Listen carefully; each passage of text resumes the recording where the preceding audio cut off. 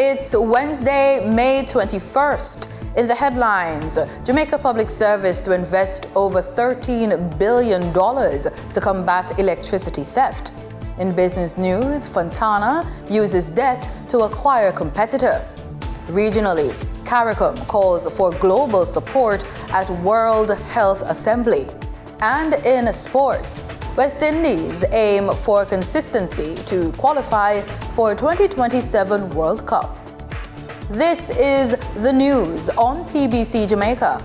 I'm Simone Absalom Gale.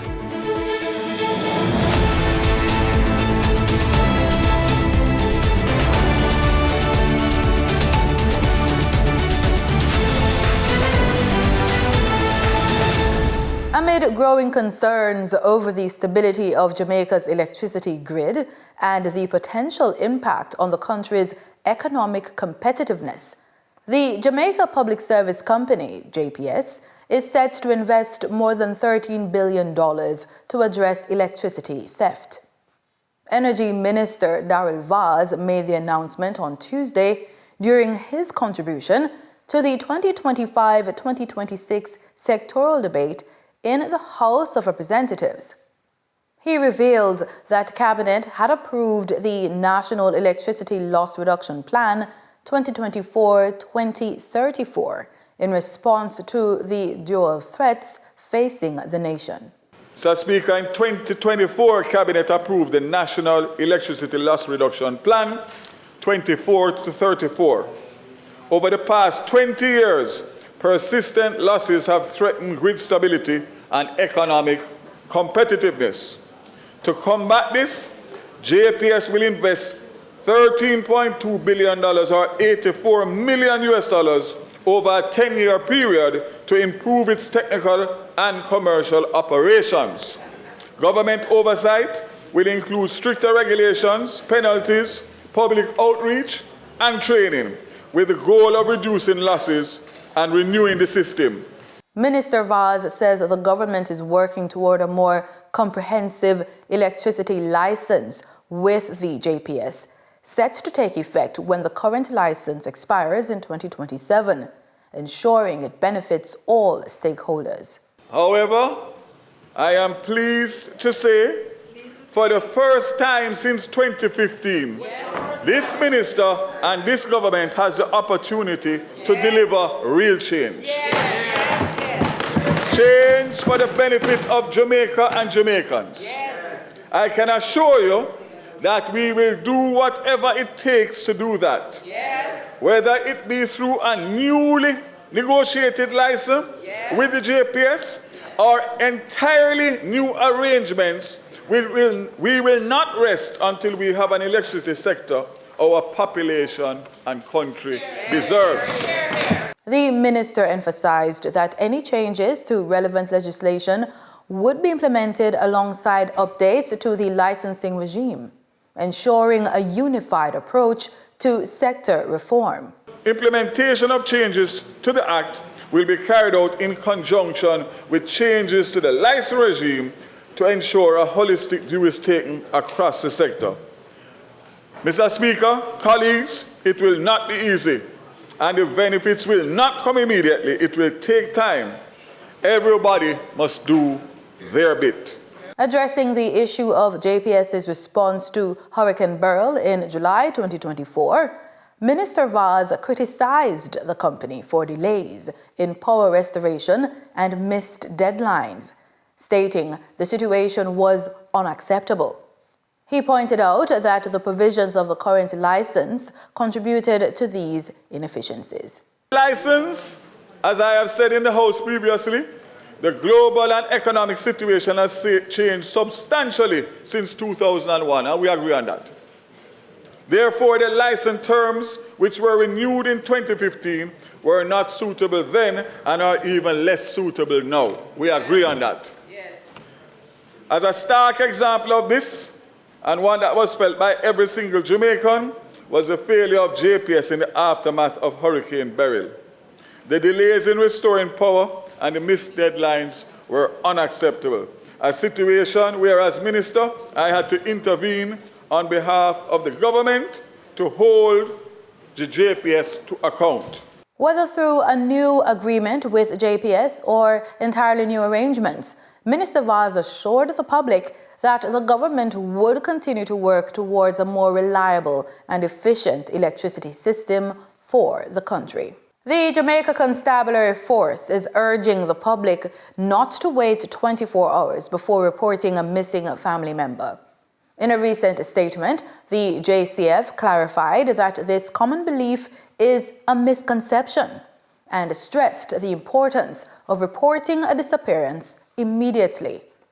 Prompt reports allow police to start investigations and search efforts right away, improving the chances of finding the missing person safely. To report someone missing, individuals can visit their nearest police station or call the authorities directly. Police advise providing detailed information, including the person's full name, date of birth, physical description, last known location, and any other relevant details.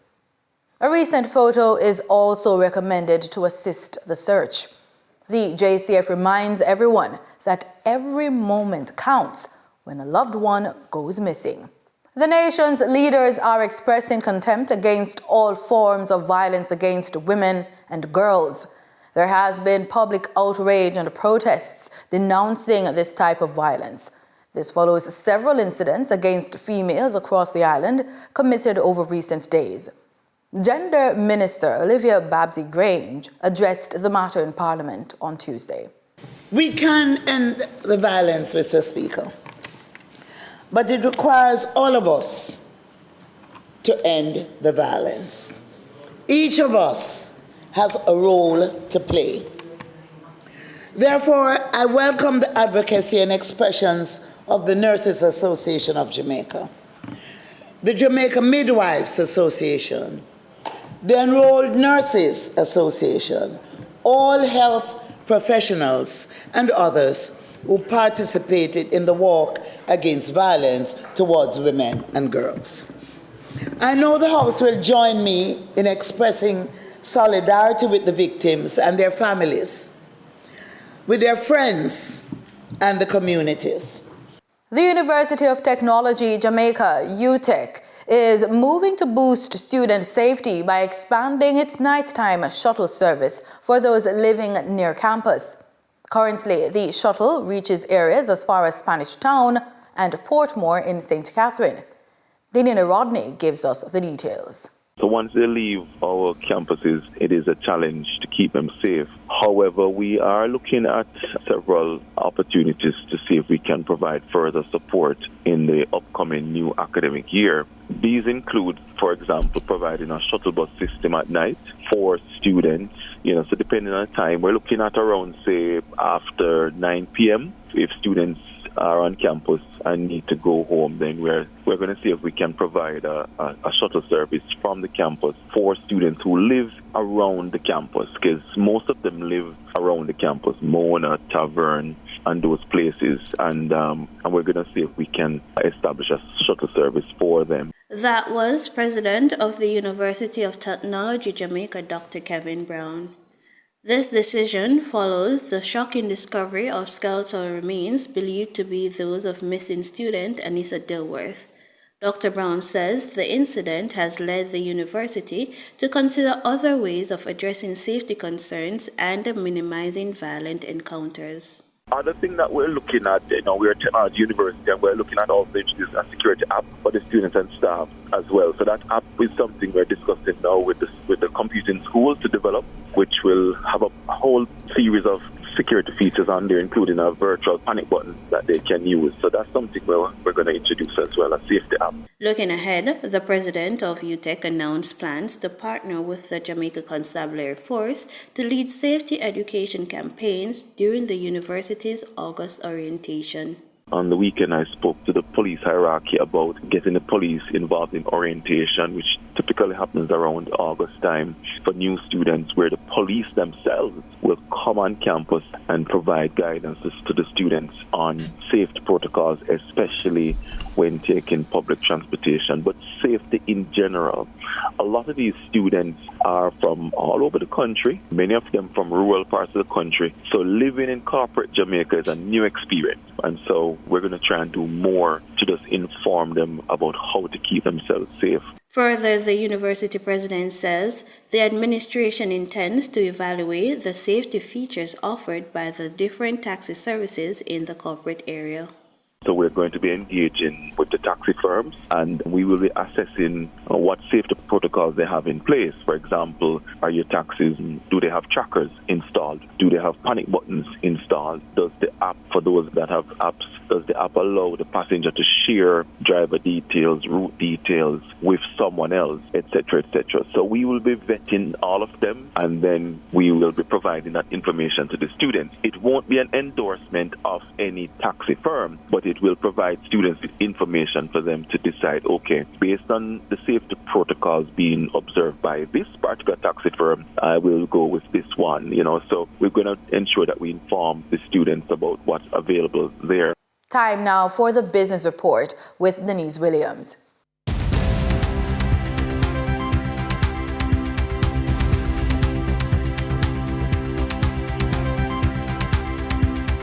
Welcome to today's business report.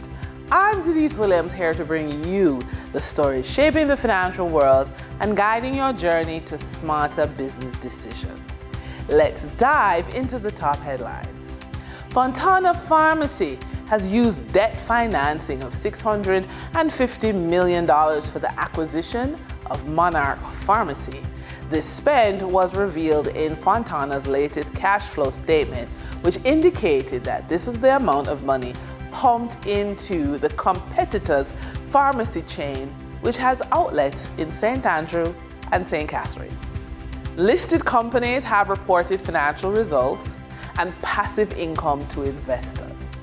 First up, Caribbean Cement Company Limited has advised that its board of directors at a board meeting held on May 19, 2025, recommended a dividend payment of $2.09 per share. The record date is July 28, 2025, and the proposed payment date is September 16, 2025. Then, Salada Foods Jamaica Limited has declared an interim dividend of 0.063 cents per share payable on June 17, 2025 to stockholders on record as at June 4, 2025. And Seprod Limited unaudited financials for the first quarter ending March 31, 2025 reports a first quarter net profit of $849.92 million. For the trading period ending May 20, 2025, these were the most actively traded stocks. Toll road operator Trans Jamaica Highway Limited with 13,280,046 units traded, representing 45.22% of market sales volume. Alternative energy provider Wigton Energy Limited with 6,431,574 units traded, representing 21.9% of market sales volume.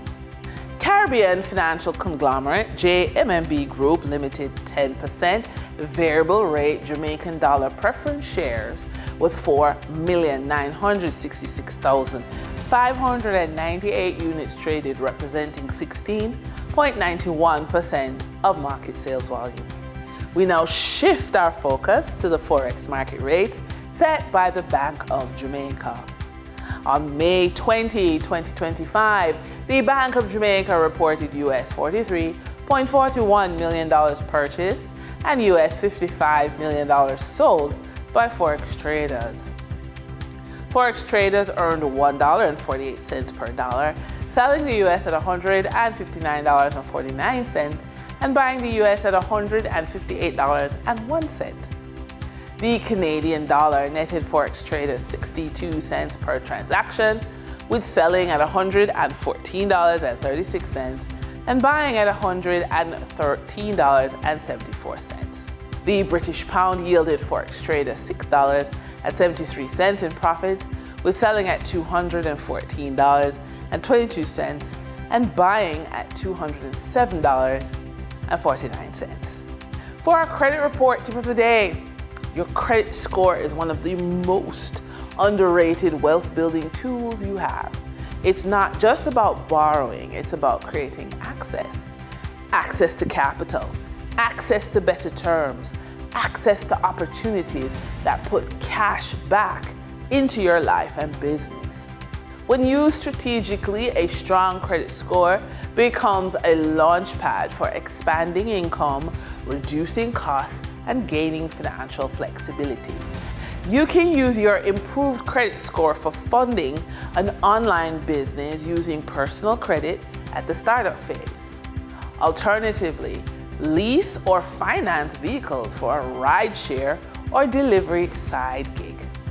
When you are building something from nothing, moving from financial recovery to financial resilience, at some point you realize it's not just about the money, it's about peace of mind, dignity, and freedom.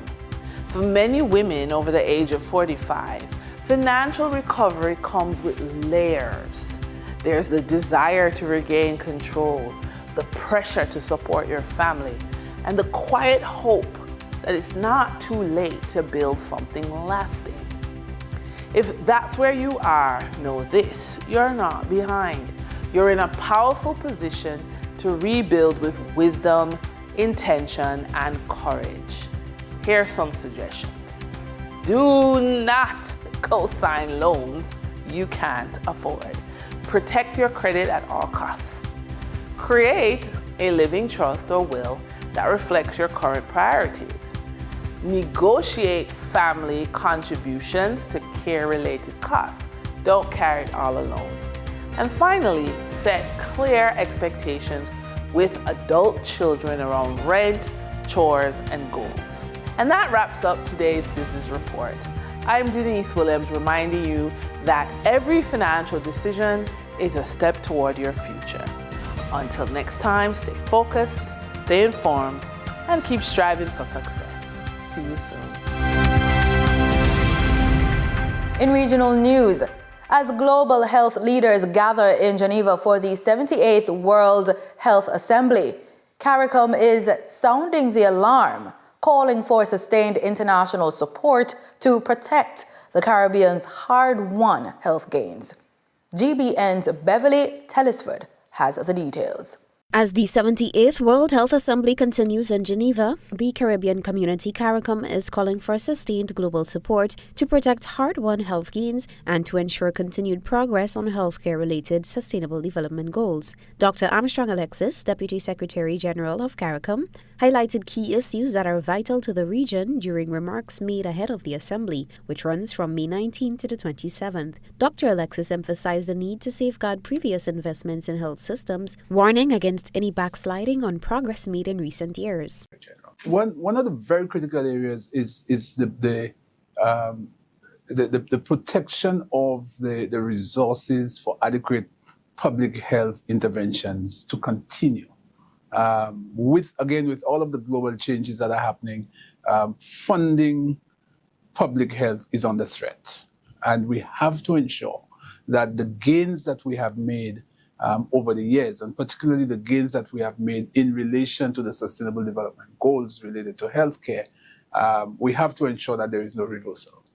And therefore, it really is important for ensuring that we can ring-fence some critical decisions that would allow us to continue to benefit from the investments that we have made in the past. A central concern raised by CARICOM is the proposed shift in financing formulas and responsibilities within the World Health Organization, or the WHO, which could disproportionately affect small states with limited resources. While the Caribbean is often classified as a middle-income region based on global metrics, underlying challenges persist that demand robust international and multilateral partnerships. One of the key bilateral meetings scheduled during the Assembly is with the Health Development Partnership for Africa and the Caribbean, HEDPAC, an initiative described by Dr. Alexis as a valuable avenue for trans-regional collaboration. So one of the very important bilateral meetings that we're going to have is a meeting with the Health Development Partnerships for Africa and the Caribbean that we commonly refer to as HEDPAC. Now, HEDPAC is important to us because it's one of the opportunities for us to interlock ourselves into an intervention that goes beyond the Caribbean. It covers Africa. It covers the Caribbean. And I'm looking forward to meeting with the leadership of HEDPAC in order for us to consolidate some of the arrangements that we have made. We've received a lot of support from HEDPAC in the past, and we're looking forward to the additional support to come, again, despite the challenges that we're all grappling with. Dr. Alexis also acknowledged the uncertain global health landscape, remarking that the world may now be living in what he termed the abnormal, following previous references to the new normal. He expressed hope that the current instability will eventually return to a state of greater predictability, with partners like HEDPAC playing a crucial role in that transition. Reporting for GBN News, Beverly Telesford. A group of regional journalists, including 4 from Grenada, is currently taking part in a specialized training workshop in Barbados. The week-long program focuses on strengthening storytelling around a timely and pressing issue facing the Caribbean. The details in this report. 4 Grenadian journalists are among 12 regional participants in a disaster risk reduction data journalism workshop now underway in Barbados. The project, which began Monday, aims to equip reporters with the tools to use data to tell more impactful stories on the effects and response to natural disasters. Leading the workshop is Marianne Bouchard, founder and director of Haiti, a global non-profit initiative supporting innovative journalism, including AI and fact-checking initiatives. So what we hope to achieve with this program is to equip the journalists with as many skills as possible to help them deal with data analysis, data gathering, and how to tell stories, human stories, using data sets. And that's very exciting because the topic of climate change and disaster risk reduction is a very data-loaded topic, and that can be very intimidated for some people. And so helping journalists navigate through this hurdle is a very important and very exciting endeavor. She's joined by Claudia Baez, a data-driven investigative journalist from Colombia, who also serves as an expert trainer on the project. One of the things that I didn't realize before I arrived was that the data from Caribbean countries is difficult to specify, to get, to extract, because some of the times they are merged with the whole region, Latin American region. I'm from Colombia, so I'm really curious how this information from those communities and those countries are collected, are built, and how citizens can have access to this information if journalists are struggling to get it. The initiative, titled Disaster Risk Reduction in the Caribbean, is led by the Public Media Alliance with support from the UNESCO Caribbean Office and UNESCO International Programme for the Development of Communication. Desleon Daniels is the Project and Advocacy Coordinator of the Public Media Alliance. The focus last year was media literacy, and this year we're focusing on data journalism, specifically on disaster preparedness. I'm sure everyone in the Caribbean is aware of the rising disasters facing the region, whether it's floods, hurricanes, volcanic eruptions. So we thought that this was a really timely project and a necessary one, looking at how we can promote collaboration among regional journalists while also tackling a very important issue. By the end of the workshop, journalists are expected to build and analyze datasets that can help track disaster trends, response gaps, and vulnerabilities, giving the public better access to crucial information before, during, and after a storm. The project, which comes at a critical time for the region, which faces increasing risks from more intense and frequent hurricanes due to climate change, is part of a fellowship that will run for the next 6 months. For GBN News, Janelle Dick. In sports, we zoom in on cricket. Ireland will host the West Indies in a 3-match one-day international series starting May 21.